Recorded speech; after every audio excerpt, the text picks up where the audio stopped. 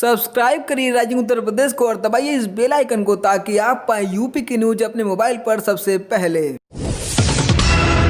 प्रदेश में प्रतिदिन corona virus संक्रमण के 4,500 से अधिक नए मामले सामने आ रहे हैं। राज्य में संक्रमितों की संख्या 1 लाख को पहले ही पार कर गई है। बीते 24 घंटे में 4,583 लोगों में संक्रमण की पुष्टि हुई है, जिसके बाद राज्य में संक्रमितों की कुल संख्या अब 1,36,238 हो गई है। अपर मुख्य सचिव अमित मोहन प्रसाद ने बताया कि प्रदेश में अब तक 84,600 मरीज इलाज के बाद पूरी तरह स्वस्थ हो चुके हैं। वहीं राज्य में फिलहाल कोरोना के 49,347 सक्रिय मामले हैं, जिनका इलाज जारी है। प्रसाद ने बताया कि राज्य में कोरोना की वजह से अभी तक कुल 2,230 लोगों की मौत हो चुकी है।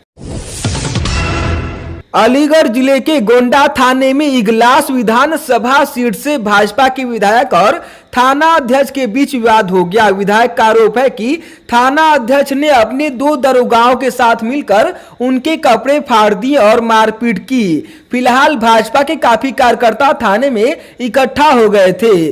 वे आरोपी पुलिस वालों के खिलाफ कार्रवाई की मांग कर रहे थे। घटना की जानकारी लखनऊ तक पहुंचते ही शासन ने पूरे मामले में एएसपी ग्रामीण को वहां से हटा दिया है, जबकि थाना अध्यक्ष को निलंबित कर दिया है। शासन ने पूरे मामले की रिपोर्ट आईजी जोन से तलब की है।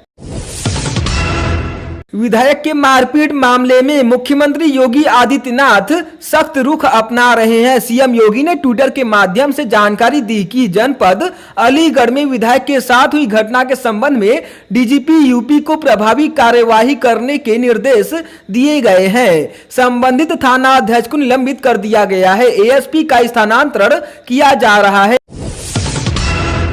अलीगढ़ में बीजेपी विधायक राजकुमार सहयोगी और गोंडा थाना अध्यक्ष के मारपीट मामले में अखिलेश यादव ने कहा कि भाजपा के राज में प्रदेश का ये हाल है कि स्वयं भाजपा के ही विधायक पुलिस के द्वारा मारपीट का शिकार होने का आरोप लगा रहे हैं। इस मामले की जांच होनी चाहिए और इस सच की भी कि आखिरकार विधायक जी ने ऐसा क्या कह दिया या कर दिया कि मर्यादा की सारी सीमाएं टूट गईं।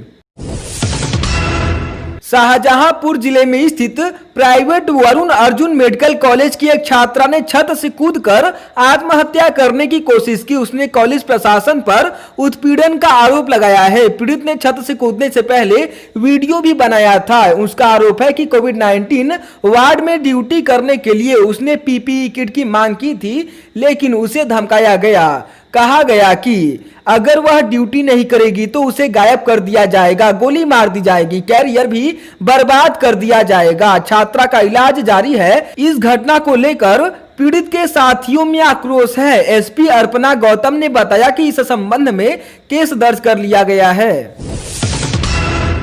वाराणसी के काशी हिंदू विश्वविद्यालय में लापरवाहियां कम होने का नाम नहीं ले रही हैं। फिर एक बार बड़ी लापरवाही सामने आई है। कोरोना मरीजों की सेवा में लगे एसीएमओ की मौत के बाद उनके शव के साथ भी लापरवाही बरती गई। उनके परिवार को किसी और व्यक्ति का शव दे दिया गया। परिवार वालों ने उस शव का अंतिम संस्कार भी कर दिया। जिस व्यक्ति का अंतिम संस्कार एसीएमओ के परिवार ने किया, वह बनारस के ही तैनात फूड विजिलेंस इंस्पेक्टर के पिता थे। लापरवाही से नाराज इंस्पेक्टर ने बीएचयू पर इलाज में भी लापरवाही का आरोप लगाया है। बीएचयू के खिलाफ मुकदमा भी दर्ज कराने की तैयारी हो रही है।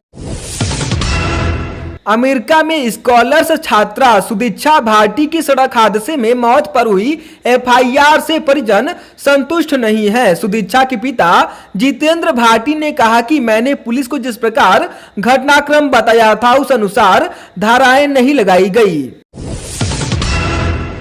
सुदीक्षा मामले में पुलिस की बड़ी कार्रवाई, आरोपितों को पकड़ने के लिए क्षेत्र के सभी बुलेट मालिक थाने में तलब। पुलिस ने देर रात सड़क दुर्घटना से संबंधित धाराओं में मामला दर्ज कर लिया है। साथ ही हादसे के लिए जिम्मेदार बुलेट सवार युवकों की तलाश भी तेज कर दी गई है। सुबह से ही बुलंदशहर के थाना औरंगाबाद क्षेत्र में मौजूद बुलेट को थाने में बुलाना शुरू कर दिया गया है। दोपहर तक 27 से अधिक बुलेट थाने पहुंच गई और उनके मालिकों को भी पूछताछ के लिए बुलाया गया।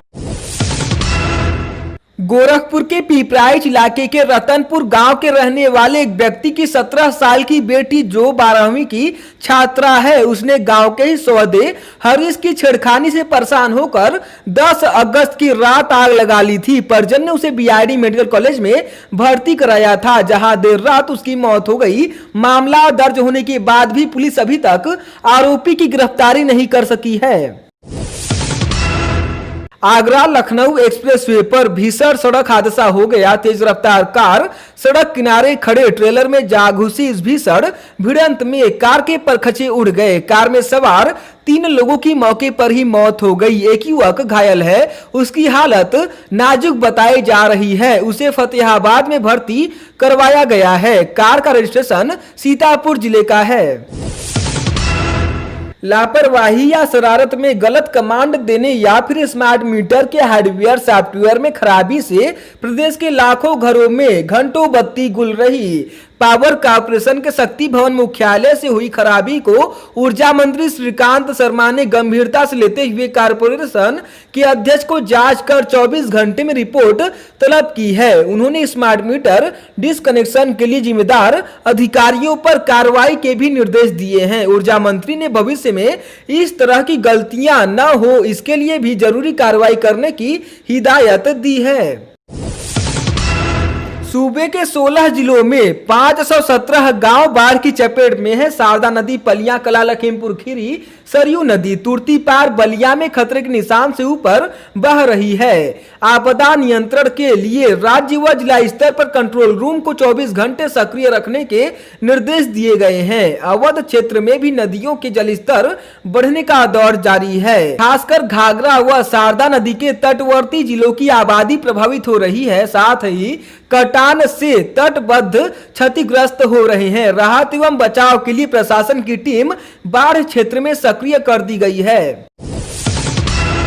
स्वतंत्रता दिवस के मौके पर इस बार अतिरिक्त सुरक्षा और सतर्कता के निर्देश दिए गए हैं। सभी जिलों के पुलिस कप्तान, रेलवे के एसपी को कड़ी सुरक्षा व्यवस्था सुनिश्चित करने के लिए कहा गया है। अयोध्या में श्री राम जन्मभूमि पर मंदिर निर्माण के लिए भूमि पूजन के बाद से सोशल मीडिया पर जिस तरह सांप्रदायिक सौहार्द बिगाड़ने की लगातार साजिश की जा रही है, उसे देखते हुए डीजीपी मुख्यालय ने कड़ी सुरक्षा व्यवस्था को लेकर गाइडलाइन जारी कर दी है। खास तौर से सभी संवेदनशील जिलों में खुफिया विभाग को हर एक गतिविधि पर पैनी नजर रखने को कहा गया है। डीजीपी हितेश चंद्र अवस्थी ने 14 अगस्त से ही प्रभावी चेकिंग के साथ ही सभी संवेदनशील जिलों में सुरक्षा के अतिरिक्त बंदोबस्त किए जाने की बात कही है। वाराणसी जिले के 32 प्रभारी चिकित्सा अधिकारियों ने अपने पद से सीएमओ को अपना लिखित इस्तीफा दे दिया। उन्होंने कहा कि वे चिकित्सा सेवा कार्य करते रहेंगे किंतु किसी पद की जिम्मेदारी ग्रहण नहीं करेंगे। चिकित्सा अधिकारियों ने आरोप लगाया कि प्रशासनिक अधिकारी स्वास्थ्य कर्मियों के साथ बैठकों में दुर्व्यवहार करते हैं। उन्हें अपने टारगेट की ही परवाह रहती है। स्वास्थ्य कर्मियों के दिन रात मेहनत को तवज्जो नहीं दी जाती, उनके साथ असम्मानजनक व्यवहार किया जाता है। कानपुर जिले के बिकरू गांव में 2 जुलाई की रात गैंगस्टर विकास दुबे व उसके साथियों ने सीओ देवेंद्र मिश्र समेत 8 पुलिसकर्मियों की गोली मारकर हत्या कर दी थी। इस कांड के मुख्य आरोपी विकास दुबे व उसके खास साथी अमर दुबे का एनकाउंटर हो चुका है, लेकिन अब अमर दुबे की पत्नी खुशी को लेकर नया मोड़ सामने आया है। अधिवक्ता शिवकांत दीक्षित ने कानपुर देहात में विशेष न्यायाधीश डकैती की कोर्ट में एक दस्तावेज सौंपा है, जिसमें उन्होंने दावा किया है कि खुशी की आयु महज 16 साल है, वह नाबालिग है। इसके बावजूद पुलिस उसे 1 माह से गिरफ्तार कर जेल में रखे हुए है। कोर्ट ने खुशी की आयु निर्धारण के लिए केस की पत्रावली किशोर न्याय बोर्ड में ट्रांसफर की है।